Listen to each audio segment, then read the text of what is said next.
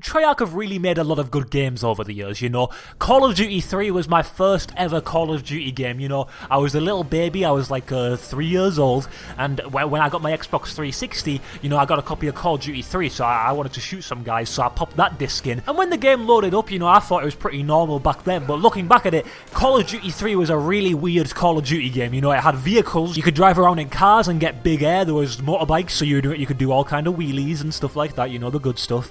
And then when you got into the meat of the game, the shooting, it didn't really work very well. Treyarch did have a lot of interesting ideas with a multiplayer for this game, though. I remember they had classes back then. You could pick from like medic and support and scout and stuff like that. And I remember my first time playing multiplayer in this game. I was a little baby boy, and I jumped on a motorbike and I drove all the way down this hill. And I was having like the time of my life. But eventually, I got a little bit bored of the motorbike, so I wanted to jump off the motorbike. So I jumped off, and it turns out I was a little bit too close to a house. And when I jumped off the motorbike, I went through a wall, and that put me in a room that I couldn't escape from. There was no windows, there was no doors. I was just trapped in a room, and I couldn't shoot anybody. And it got a little bit scary, and I started to cry. Call of Duty 3 is not a good game, but this one though. This is a good game. Call of Duty World at War is a classic game. None of my friends played this game. They were all just playing Call of Duty 4 for a billion years, so by the time I'd finally stopped boosting for headshots in Cage Match, I realised what I was missing in World at War. The campaign for this game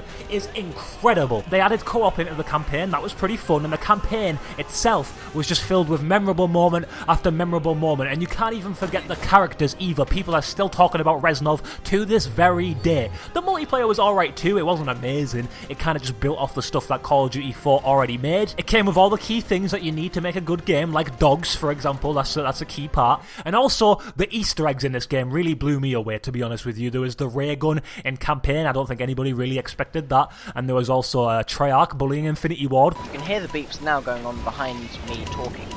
And so that was a good one too. And you know, there was a small one that I don't think really a lot of people know about. It's called Zombies.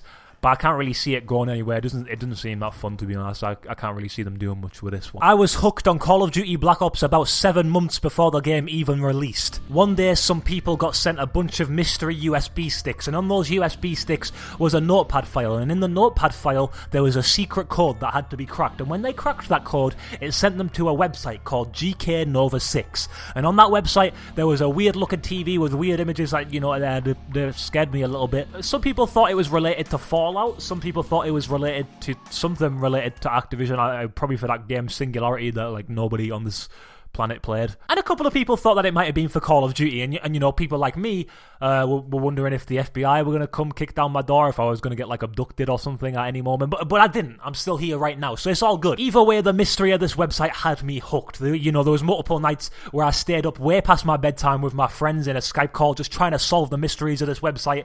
Like sometimes we stayed up until 9 p.m. It was crazy. Eventually Black Ops was revealed, and I just became like obsessed with this game, to be honest with you. You know, they kept it really mysterious, so I was trying to solve all the secrets and trying to analyze all the trailers to try and figure out exactly what was going to be in this game. Right, this is the Clapper assault rifle. It looks like an early unlock. You see it quite like a lot.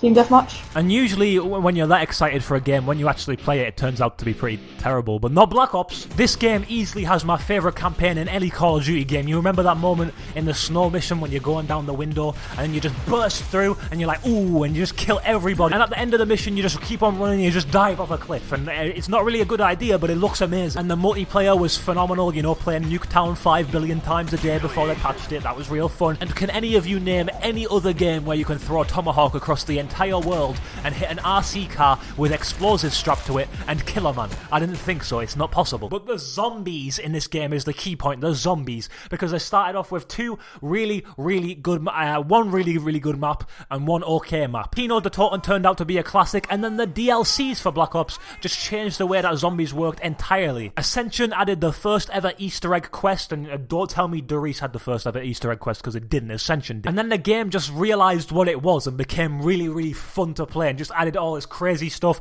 Like we had George Romero walking around. He was like 16 billion feet tall, and you know, there was monkeys, and we blew up the earth, and just the crazy stuff like that. This game is so stupid. I don't even know what I'm watching right now. He's playing as a robot spider.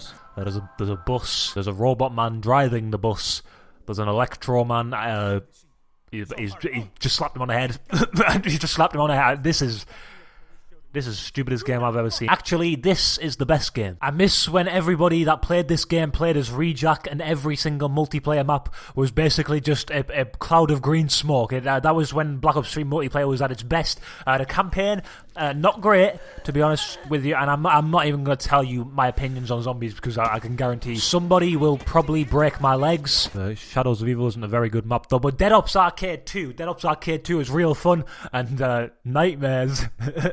But there can only be one winner in all of this. There can only be one best Treyarch game ever, and that game is Call of Duty Spider-Man 2. This game is one of my favourite games of all time. Flashback to 2004, I stepped into Blockbusters back, in the Stone Age, and I picked up Spider-Man 2. I was a big fan of the movie, and I was like, Dad, can I please rent this game? And he said, yes. And then I get home and I open the case and I pop the disc in, and straight away I'm no longer in England, I'm in New York City. I am Peter Parker. I'm just swinging around the city, I'm doing all kind of things, I'm like fighting Mysterio and stuff, and to this very day, 2016, a billion years later, I can still swing around the city in this game and just do nothing. Like, I don't even have missions to do in this game. I've completed it like 15 times. And I could just swing around and dive off buildings and do nothing, and then the little annoying kid appears who shouts, and you kind of just really want to ignore him, but you end up swinging across the entire world to get the balloon, but you never actually do, and then that kid slumps into a deep depression